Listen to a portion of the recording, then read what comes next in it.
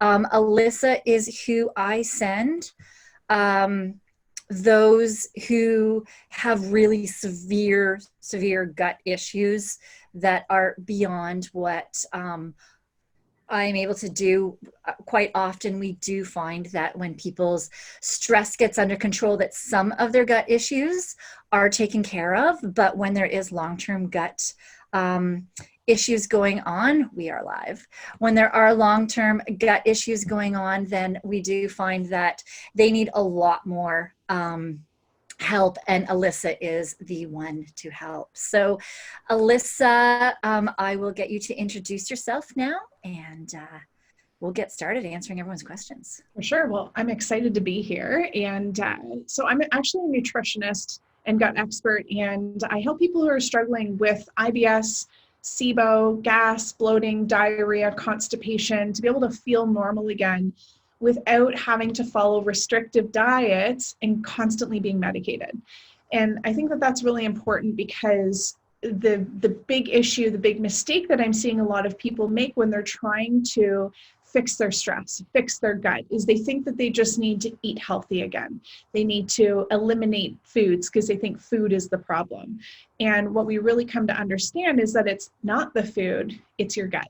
And when we work with that and work on that level, think of it as if your car is having issues, instead of just putting more gas in the tank or saying, heck, I'll even put premium gas in my gas tank, it's saying, I'm going to pop the hood to this car and I'm going to fix this dang engine of mine. And that's what we're doing here. So, yeah. That's interesting that you relate it to that, because I often relate all the stress to a car as well, Mm-hmm. and how we have our first phase is that motivation reboot to get them that energy and motivation and drive that like a dead battery would have. Yep. But if the alternator's not working, the spark plug's not working, all of that's not working, then the battery is just going to keep dying again. Totally. And the gut is very much a big part of everything that's happening. Mm-hmm. So I guess let's start right off with just explaining why stress can even cause gut issues. Mm-hmm. It's such a good question. And I find a lot of people, they get confused because they're like, well, I'm not really sure what came first. Like, was it my stress is causing my gut issues, or my gut issues are definitely stressing me out? And I would say that both. It doesn't really matter like what came first, but what's really important to know is that stress is not helping the situation. And then stressing about the situation is also not helping. And so it's like this catch-22. It keeps you on the angry gut train. And things that you need to understand about stress is it's not just some woo-woo concept of like, oh, I'm stressed and my tummy hurts because of it. It's actually causing damage and deficiencies in your gut. And we've seen through studies is that it will deplete your good bacteria, which do many different things for the body, but anything from your immune system to helping regulate your bowels, producing hormones, producing serotonin, which is your happy hormone, your happy neurotransmitter, and many other things, right? So your good bacteria become depleted. Your enzymes become depleted. And these guys are like Pac-Man that go through and help to break down your foods in the gut. Well, that's a problem if we're not breaking our foods down. The other thing that stress will do is, the fancy term is cause gut permeability. In other words, leaky gut or tiny holes in the gut lining. It's like having food particles and toxins floating through the blood system, causing dirty blood or dirty oil in the car. Yikes, not a good situation. If you're waking up in the morning and you feel stiff and inflamed, like you feel like a truck's hit you, it takes a bit to get the old body going, that's a symptom of inflammation coming from things like leaky gut, and stress can cause that. And then, of course, bowel motility issues. So whether that be causing diarrhea or constipation, stress will rock your world right from a physical damage and deficiency standpoint. Yeah, it's amazing. My son, so I was in full stress and burnout when I was pregnant with him, and when he was born, we found out he did have leaky gut. Mm-hmm. And he's healed now, thankfully, but yeah, it was crazy how his body would react to foods that he was eating, and I'm so thankful we figured it out. But Mhm. yeah, it wasn't pretty for quite a few years, and it was hard watching. It's hard watching your child when we're going through it. It's a little bit different too, but Yeah. yeah, it's so intertwined and so linked that that's why I knew we had to have you here today, because we do have. I speak with officers, and I know you have responders in your program as well, Mhm. where they bring extra changes of clothes to work, where they're missing time from work because they're in the middle of a call and they know that they need to be in a bathroom. Yeah. And so they're having to book off because they can't finish their shift. And so that's where I know those are the ones that I end up usually sending your way as well. And you're able to really help Yeah. them. And I'll Um, just add in here too, Andi, because I think that one of the things that I've seen, not just with responders, but a lot of people in general today, is we're really being taught to push through, right? Like, you're not yes. feeling good, but just push through. Like, who here is watching this and is like that type of person where you carry the weight of the world on your shoulders? Maybe you're the primary provider in your home. People are looking up to you to deliver. You're the person that people go to get stuff done. And so you don't have the option to not be feeling well. And so when you're not feeling well, you just push through and you show up anyways, right? And that sort of pattern may or may not be serving you. Right? But one of the things that I see is really common. We've worked with some responders. I had one lady we were working with. She got to the point where she was a detective.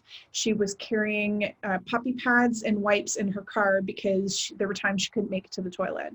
But she Yeah. was very much the type, like, my job, they're depending on me. I can't not be here. And so she would pull over and she'd go in her truck. Yeah. And I hope if there's one thing that you guys take away from this, whether you are struggling in that severe of a situation or whether you have mild bloat, gas, angry poops, please know that it can be better. You don't have to struggle. You don't have to push through. These are messages coming from your body saying, like, hey, will you throw me a bone, right? I need some support. And it's when we dismiss those messages that the noise will get louder and louder, that message will get louder and louder, and your symptoms will get to a place where you cannot ignore them anymore. So the only question becomes, how bad do your symptoms need to get before you're ready to listen? Yeah.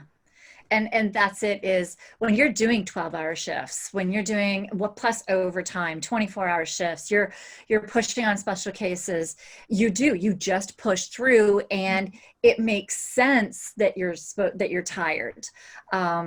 But and people assume that because you're a first responder, you should always they're all tired, so they just assume that's the norm. Becomes normal. Whereas, as you and I both see it with all of those that are in our program, is that they don't need to feel that way. It doesn't have to be just because you're in this profession and that's how you have to feel. Yeah.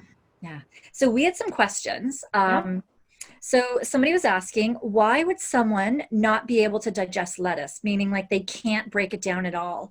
And what may this suggest, and what remedy do you have for it? Okay, so great question. So in general here, guys, when we're talking about a weak digestive system, raw vegetables usually don't fly. And so think of it this way. If you have your stomach, think of it like a fire. If your digestive fire is weak, we send in harder to digest foods, vegetables in this case, your tummy's going to struggle to break that down. And this is where you'll commonly end up finding that, hey, I'm not digesting it. And I'm just going to go ahead and assume that you're knowing this because you're pooping out whole lettuce the next day. And if you are a person who's struggling with diarrhea, then you might find that that lettuce comes through the other end a little bit quicker. So if you're noticing, this goes for anyone, whether it's vegetables or beans or whatever, if you are pooping out whole foods, let that be a sign that your stomach is struggling to break down foods. And so, to be crystal clear, the problem is not the food, it's your gut struggling to break it down. And so I really like to make that differentiation so that we don't get into this dangerous territory of fear mongering around food and blaming food. Because what I find is the big mistake people make is they start eliminating foods, and eventually you're just going to run out of food to eat. I say, Why don't we just fix the reason why your tummy is struggling to break down those foods in the first place? This is where your question is, well, what remedy do I take? It is really challenging for me to say, okay, this is XYZ, this is what you need to take, because I don't know the exact situation that's keeping your gut angry. And the health industry, especially the gut health industry, is making bold recommendations in blogs and all over the place that are based on assumption. And I'm not prepared to put either of us in a situation where we make another assumption, have you go buy another supplement and waste your money if that's not what you need. The best thing that you guys can do to figure out if you're struggling to digest your foods is a couple of things. One, well, above all, testing, but one, you need to get your stomach acid levels tested. And is this something that you do in your program, Andi? The baking soda, yes. In the in the program, yeah. Okay, so do the baking soda test. You need to do the baking soda test so you can see where your stomach acid levels are at. And if you're low, stress causes us to become low, then we need to first start with working with that. Okay, and that's the best first step. Now, the other thing, more things are coming to me, so I'm going to just spew a few things here. The second thing that you can do here is what we call a transit test. And you guys can do this with beets. So just cook up some beets. I would say cook up a good 1.5 cup of beets, and you're going to eat them 3 days in a row. So have a 1.5 cup of cooked beets today, tomorrow, and the next day. And what you're going to keep track of is how long does it take for those beets to appear in your poop. Okay, so that might be whole beets, hopefully not, but that pigment of that sort of dark burgundy reddish kind of color showing up in your stool, we want to be around the 24-hour mark. If you're finding that beets are showing up sooner than that, then you have fast motility and you're not digesting your nutrients because they're moving through you too fast. If it's more than 24 hours, I'm going to go ahead and assume you've got constipation and you've got slow motility, which is also an indicator that there's malabsorption, struggle in digesting. Okay. And there was one other one and it's gone. And so if it comes back, I'll share it with you guys. I'm sure it will, because we have some other questions on. The next one is, why or how can you be stopped up on one day and then be running to a washroom the next? Like, so how can you have constipation and diarrhea? Yeah. How can one person have both? Yeah, such a good question. So the big reason why that happens is because you're constipated. So you have diarrhea because you're constipated? Yes. Okay. And we have clients that are in full on diarrhea, raging diarrhea. They go 10 to 15 times per day and they're constipated. I tell them, you're constipated. And they're like, no way I'm constipated. I'm like, go get that checked out. And the doctor's like, you're full of shit. Right. And so people are really shocked by that, but here's the reason why. So on a daily basis, you should be pooping 2 to 3 times per day. Okay, now to give you a real clear visual, so you guys are going to be measuring your poops every day now. You're going to think about me. You're welcome. But every single day, you should be pooping from your elbow to your wrist. That's how much poop you should eliminate every single day. And so I know many of you guys are watching this right now and you're thinking, sorry, pardon my French, but I've got a potty mouth. Holy shit, I'm not pooping enough. Okay, and if that's the case, it's all good. Okay, but what's going to happen is your body can only hold so much of that. You're going to get backlogged. You can actually carry up to 20 pounds of poop in your colon. And eventually your body's going to tap out and be like, can't hold anymore. I'm out. We need to open the floodgates and evacuate. And so this is where you'll switch into diarrhea. And that's your body's response. It's trying to have your back, trying to rebalance the effects of that constipation. So without having talked to you, that's typically what's going on, is that there's not enough poop happening. And so the body's trying to purge. That's interesting, because then we're all told, hey, you've got diarrhea. Why don't you take pills and stuff to stop you up? Meanwhile, you're already stopped up. Like, oh man, Metamucil and which is psyllium with a bunch of really terrible, terrible ingredients. If you have that at home, just throw it in the garbage. If you want to take psyllium, just go buy plain psyllium. but psyllium is so bulking. And meanwhile, we're giving a bunch of psyllium products to people who are constipated. Yikes. Yeah, that's interesting. All right. So the next one kind of slides into this is then why do you not poop for days? That's a loaded question. Because my approach, I'm not interested in helping people to just manage their symptoms. In my opinion, I've not helped you regain any quality of life if we are just getting you some temporary relief today with things like laxatives, antidiarrheals, and then you're going to be right back to square one tomorrow. What I'm interested in doing is getting to understand why is your individual body struggling to poop, or why is it pooping too much, or why is it bloating? Let's get to the causative factors. So in terms of constipation, it could be anything from an underactive stomach, so chronically low stomach acid, an overgrowth of bad bacteria, which is incredibly common. It's not really a question of if you have an overgrowth of bad bacteria, it's what kind and how bad is it. There can be motility damage. You can have deficiencies in good bacteria. It could be food sensitivities or dehydration. I'll even add that in there if you're not drinking enough water. Okay. So yeah, definitely it's one to really figure out the root cause and fix it. For sure. The very first thing that I always encourage people to start with, and I'll share this with you guys as well, is you need to drink your water. Like if you are dehydrated, how on earth can we poop if our bowels are dried up like the Sahara Desert, right? And so drinking your water is so critical. And yes, peeing is inconvenient, but you got to do it, right? Drinking your water, and because you guys are all first responders, I know your stress levels are high. The best thing that you can do is add a pinch of pink Himalayan salt or good quality sea salt. Stay away from the iodinized salt, but a good quality salt into your water daily. Stress will deplete your sodium levels, and this is what is going to lead to adrenal burnout, chronic fatigue, all that stuff, and constipation. So yeah, make sure you're getting your water and add that salt into it. Yeah, that's the second thing that we actually dig into in the program. Oh, awesome. Is that, yeah, absolutely. Okay, so why do certain foods hurt? Okay, so that's a good question. And this is where I want to know a little bit more, like, do you mean hurt as in it's causing you pain or bloating or just any sort of reaction? I'm going to go with any sort of reaction just to keep it broad so that we'll hit everyone.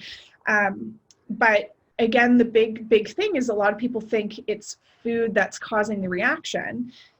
Rarely is it the food. Now, the only foods that I really encourage people to reevaluate are inflammatory foods. So dairy, gluten, sugar, that's it. Aside from that though, there's no reason why we can't digest these other foods because we possess the enzymes to do so, right? And so the question then becomes, if you are eating broccoli, let's say, and it's giving you trapped gas, bloating, or sharp pains, or whatever it may be, then it's not the food. We need to understand what's causing that. So I'm not going to be able to give you an exact answer because we need to do some digging, right?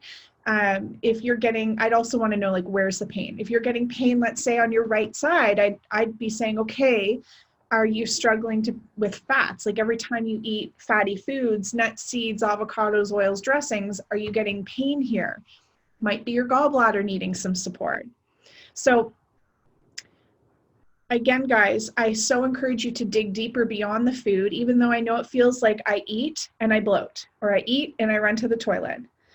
But try to reframe and remind yourself, is it that food or am I just struggling to break it down?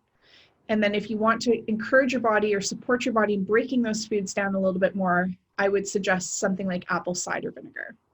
So apple cider vinegar, 1 tablespoon, mixed in about a 1/4 cup of water. You can drink it back 15 minutes or so before your meal, and that will help to stimulate enzyme production and help to break those foods down a little bit better instead of eliminating all the foods. Because again, you're going to run out of food to eat. Yeah, and who doesn't like to eat? Right. I mean, you just said something about gallbladder. I'm kind of there are other questions here, but I'm sideswiping into one. Is I often hear like nurses' gallbladders. I hear a lot of officers and all of that have gallbladder issues. Is that all tied into this? Do you mean like pertaining to first responders? Well, I guess stress. Like I know that it's a stress issue. Does it have anything to relate with sometimes with gut issues or being separate organs? Are they just both? Just both because they are a stress response. I know as well that the hormones that our stress system manages your gallbladder function, manages your digestion, and all of those things too. Is it just because it's a stress thing, or is there a relation between your digestion, your gut, and your gallbladder? Okay, so great question. I'm going to sort of give you a real quick sweep through the anatomy here in real simple visual terms. Okay, so I'm going to sort of backtrack for a second. Remember, we were talking about how stress can deplete your good bacteria and your enzymes, which are responsible for breaking down your foods and keeping bad bacteria out. So when you go to eat your foods are not being broken down properly, so they sit in the gut and they rot and they ferment. And it creates this gas buildup in the gut, and this is one of the reasons why we bloat. Okay, now when that continues, when those foods are sitting there undigested, they keep rubbing up on the gut lining, and eventually we get this small tear in the gut lining. That's what we call leaky gut. It's just a fancy term for tiny holes in the gut lining. Okay, now imagine food particles and toxins are now floating into the blood system. Not a good scenario. They're going to land in places like the brain, and you get brain fog, fatigue, memory issues. They land in the joints. You get stiff, sore, inflamed, can lead to things like arthritis. But all in all, your liver eventually has to deal with those toxins because your liver is responsible for filtering our blood, cleaning our blood. So if we are getting all this leaking food particle and toxin coming from the gut, and I'll add something to this too, if you're not pooping properly, whether it be diarrhea or constipation, all those toxins get reabsorbed back into the blood system. So now we're dealing with all that in the blood. Eventually your liver is going to tap it and be like, I'm bogged down. I can't keep up with all of these toxins. And when your liver becomes sluggish, then your gallbladder is going to be affected because they work in tandem together. They're a team. Your liver produces bile, which breaks down fat, and it sends it to the gallbladder to be stored. So that's sort of a real quick sweep through how we get to liver and gallbladder. But it really does start with stress can trickle down and affect this whole bodily system. And it's why there's no symptom off the table that's not interconnected to your gut or your stress, really. Yeah. Does that kind of answer your question? That was a real fast version of that. Absolutely. Yeah, no, because it's like, I know all of the extra, like we deal a lot with like the brain fog, the exhaustion, the short fuse, frustration, like all of these. And we touch on some digestion for people that don't have like deep digestive issues. Yeah. But yeah, there's so many that come to me too, where they've already had their gallbladders out or that I didn't know that was stemming from most likely the digestive aspect of it. For sure. And two, I'll just add this as well. If you've already had your gallbladder removed, first of all, it's okay. Not everyone, but many people always feel regret when they start to learn more about this. But even when you have your gallbladder removed, you still have to fix the digestive issues that caused your gallbladder to become weak and need to be removed in the first place. So just removing the gallbladder doesn't mean you're out of the woods. And what often happens is the gallbladder is removed, and then we have a whole storm of symptoms that come from that. Usually diarrhea, but even sometimes constipation and continued pain that comes post-surgery. Okay. Yeah. So I have the last question here is, we've kind of answered it, is why certain foods have so much payback. And I think you have covered that one. Yeah. No, did you have anything to add? Yeah, to that? I'll just add a little bit more. So like there are foods that, it's not to say that you don't have any sensitivities. We always just rule out your gut's struggling to break down foods. There can be bacteria reacting to foods as well. And so again, just opening up the idea that perhaps it's not just the food. Bacteria are usually a big culprit in creating all sorts of reactions that come from food, especially like severe bloating. We have clients that look like they're 8 months pregnant. And that is a reaction from food because of bacteria though. So we have to kick out the bacteria. And then there can be very real sensitivities and allergies. So just be mindful of that, but we have to declutter the symptoms by healing the gut first. Okay. Yeah, so that is it for the questions that we have today. I'm just going to check the Facebook group and see if anybody did have any questions. And I think we are good in there. You answered everyone's questions, so that is good. So how can people find you if they would like to? I can add it in the comments as well, but where can they find you? Yeah, so I hang out on Facebook most.